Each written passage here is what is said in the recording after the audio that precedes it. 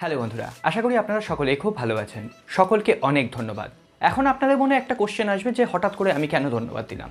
একবার নিচের দিকে খেয়াল করে দেখুন, ছোট্ট ছোট্ট পায়ে চলতে চলতে আজকে আমরা 30,000 বন্ধুতে পরিণত হয়েছি। আমাদের এই ফ্যামিলিটা আস্তে আস্তে বড় হচ্ছে, এটাই আমার কাছে অনেক পাওনা। আমি সাবস্ক্রাইবার দেখে কিন্তু আপনাদের সাথে কথা বলি না। এটা আপনারা দেখলাম অনেকেই আমাকে কমেন্ট বক্সে একটা অভিযোগ জানিয়েছেন আমার সাবস্ক্রাইবার বাড়ছে বলে আমি আপনাদের কমেন্টের রিপ্লাই করতে পারছি না। আমি আজ হোক কাল হোক একটু লেট হতে পারে, আমি সমস্ত বন্ধুদের কিন্তু রিপ্লাই দেবো। প্লিজ আপনারা মনের মধ্যে থেকে এই ভুল ধারণাটা সরিয়ে রাখুন, এটা আমার একটা ছোট্ট রিকোয়েস্ট বলতে পারেন। আজকে এই এপিসোডে আমরা এক্সাইটিং কিছু টপিক নিয়ে কথা বলবো। হ্যাঁ, এক্সাইটিং টপিক বলতে এখন আপনারা জানেন বহুল চর্চিত একটি কোম্পানি পোকোকে নিয়ে। অলরেডি আমি কিন্তু আগের ভিডিওতে বলে দিয়েছিলাম, আপনারা যদি আগের ভিডিওগুলো ফলো করে থাকেন বুঝতে পারবেন পোকো আগামী 12 মে গ্লোবালি পোকো F2 সিরিজকে লঞ্চ করতে চলেছে। সেখানে হতে পারে পোকো F2 লঞ্চ হতে পারে পোকো F2 Pro লঞ্চ হতে পারে। এছাড়াও আগের দিন আরও একটি পোকোর আপকামিং ফোনকে নিয়ে আমরা কথা বলেছিলাম, নতুন সিরিজের অন্তর্গত পোকো M2 Pro। আজকে এই এপিসোডে এই ফোনটিকে নিয়ে কথা বলবো। এই ফোনটি বিভিন্ন লিকস এবং রিউমার্স আসতে শুরু করেছে। আজকে XDA ডেভেলপারদের ওয়েবসাইটে এর search code, model number, code name এই সমস্ত কিছু রিপোর্টে প্রকাশ পেয়েছে। আজকে সমস্ত কিছু আপনাদের সাথে শেয়ার করব। কি হতে পারে ফোনটির স্পেসিফিকেশন, কোন প্রাইস পয়েন্টে এটা ইন্ডিয়া এবং বাংলাদেশের বন্ধুদের হাতে যেতে পারে, কবেই বা আপনারা হাতে পাবেন, সমস্ত কিছু। তাহলে চলুন আর দেরি না করে আজকের এপিসোড শুরু করি। ভিডিওটা যদি ভালো লেগে থাকে অবশ্যই লাইক করবেন, কমেন্ট করবেন, বন্ধুদের সাথে শেয়ার করবেন। নতুন বন্ধু হলে সাবস্ক্রাইব আর বেল আইকনটা অবশ্যই প্রেস করে রাখবেন যাতে নেক্সট কোনো এপিসোড আপনার মিস না হয়ে যায়। আসুন আজকের ভিডিও শুরু করি। প্রথমেই এটা কনফার্ম করে দিই, পোকো M2 Pro এই ফোনটি যে আপনারা হাতে পাচ্ছেন এটা 100% শিওর। কারণ শাওমির অফিসিয়াল ওয়েবসাইটে সার ভ্যালু পেজে পোকো M2 Proকে হয় ইন্টেনশনালি অথবা ভুল করে শাওমি এটাকে এনলিস্টেড করে ফেলেছিল।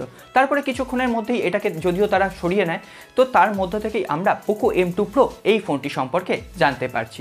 এছাড়াও আমরা লিকস্টার মুকুল শর্মার টুইট থেকেও বেশ কিছুটা এই সম্পর্কে অনুমান করতে পারি। আমরা বরাবর দেখে এসেছি শাওমি বা পোকো করে কি কোনো ফোন লঞ্চ করার আগে একটা হাইপ সৃষ্টি করার চেষ্টা করে। এই জন্যই হয়তো সার ভ্যালু পেজে তারা ইন্টেনশনালি এই ফোনটিকে এনলিস্টেড করেছে হাইপ ক্রিয়েট করার জন্য। এখানে প্রথমেই আমি এই ফোনটির বাজেট রেঞ্জটা একটু বলে দিই। এই ফোনটির বাজেট রেঞ্জ হবে 15,000 টাকার মধ্যে। এখানে Redmi Note 9 Pro এই ফোনটির থেকে 1000 টাকা বেশি হবে। Note 9 Pro Max এবং Poco X2 থেকে এই ফোনটির দাম অবশ্যই কম হবে। এই ফোনটিতেও আপনি পাবেন 6.67 ইঞ্চি ফুল এইচডি প্লাস একটি IPS প্যানেলের ডিসপ্লে। এবার হয়তো আর সেন্টার পাঞ্চল ডিসপ্লে আপনি পাবেন না, এবার হয়তো Realme 6 এর মতো আপনি সাইড পাঞ্চল ডিসপ্লে দেখতে পাবেন।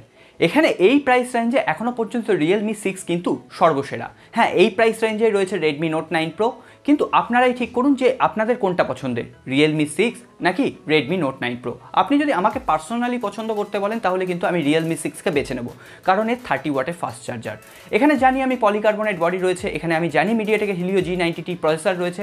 মিডিয়াটেকের থেকে আমি স্ন্যাপড্রাগনের প্রসেসরকে অনেক বেশি প্রেফার করি। প্রসেসরের দিক থেকে আমি অবশ্যই কোয়ালকম স্ন্যাপড্রাগন 720কে এগিয়ে রাখবো। তার সত্ত্বেও ওই যে বললাম 1 ঘন্টায় ফোনটি যখন ফুল চার্জ হয়ে যাচ্ছে তখন আমি মিডিয়াটেকের Helio G90Tর সাথে Realme 6কেই এগিয়ে রাখবো।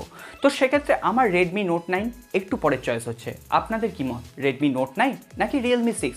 অবশ্যই এই পোলে একটা ভোট দেওয়ার অপশান দিলাম, আপনারা ভোট করে জানাবেন কোনটা আপনারা বেশি প্রেফার করেন। এখন Redmi Note 9 Pro এর যে দুর্বলতাগুলো আছে সেগুলো ঢেকে দেওয়ার জন্যই কিন্তু বাজারে আসতে চলেছে পোকো M2 Pro। আপনারা সকলেই জানেন পোকো নিজেকে একটা স্বাধীন ব্র্যান্ড বলে ঘোষণা করে দিয়েছে, তবুও আমরা জানি পোকো কিন্তু শাওমির ছত্রছায়া থেকে বেরিয়ে আসতে পারেনি। এখানে আজকে যে স্পেসিফিকেশনটা আমি বলবো সেটা 70 to 75% আপনি কনফার্ম ধরে নিতে পারেন। এছাড়াও পরবর্তী কোনো আপডেট হলে অবশ্যই আমি আপনাদের সাথে শেয়ার করব। এটা গেল প্রথমে ডিসপ্লের কথা বললাম। ডিজাইনের কথা বলতে গেলে এখানে গ্লাস বডি ডিজাইন থাকছে, কর্নিং গরিলা গ্লাস 5-এর প্রোটেকশন থাকছে। এছাড়াও বিভিন্ন আকর্ষণীয় কালার গ্রেডিয়েন্টের মিক্সচারের সাথে ফোনগুলোকে আপনি অ্যাভেলেবেল দেখতে পাবেন। খুব তাড়াতাড়ি এই ফোনটির ফার্স্ট লুকও আপনাদের সামনে চলে আসবে, তখন আমি শেয়ার করব। এরপরে যদি আমরা প্রসেসরের কথা বলি তাহলে এখানে থাকতে পারে কোয়ালকম স্ন্যাপড্রাগন 720G প্রসেসর। খুব স্ট্রং লিক আছে এই প্রসেসরটাই এখানে থাকবে, কিন্তু আমি জানি না কেন আমার সিক্স সেন্স বলছে যে এখানে কোনো মিডিয়াটেকের প্রসেসর থাকতে পারে। কারণ পোকো অফিসিয়ালি কিছুদিন আগে বলেছিল যে তারা কোয়ালকম স্ন্যাপড্রাগনের সাথে কাজ করতে চাইছে না, কারণ কোয়ালকম স্ন্যাপড্রাগনের সাথে যদি কোনো ফোন লঞ্চ করতে চায় তাহলে তাদের কস্ট বেড়ে যাচ্ছে, তারা কস্ট কাটেলমেন্ট করতে পারছে না। তো সেক্ষেত্রে তারা মিডিয়াটেকের সাথে বেশি কাজ করতে চায়। তো হতে পারে এই ফোনটি মিডিয়াটেকের কোনো প্রসেসরের সাথে আসতে পারে, হতে পারে মিডিয়াটেকের ডায়মেনসিটি 800। তো সেটা একদম ফোনটা লঞ্চের সময় বোঝা যাবে।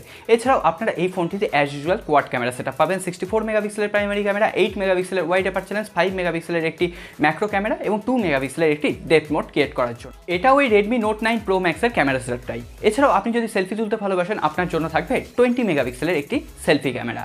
এরপরে যদি আমরা ফোনটি ব্যাটারি সেকশন নিয়ে কথা বলি তাহলে হয়তো এবার 5000 mAh এর ব্যাটারি পাচ্ছি না, তার জায়গায় একটু কম ব্যাটারি পাচ্ছি 4500 mAh এর। এর সাথে সাথে কিন্তু 18 ওয়াটের ফাস্ট চার্জ নয়, 27 ওয়াট বা 30 ওয়াটের ফাস্ট চার্জ সাপোর্ট থাকতে পারে এই ফোনটির ক্ষেত্রে।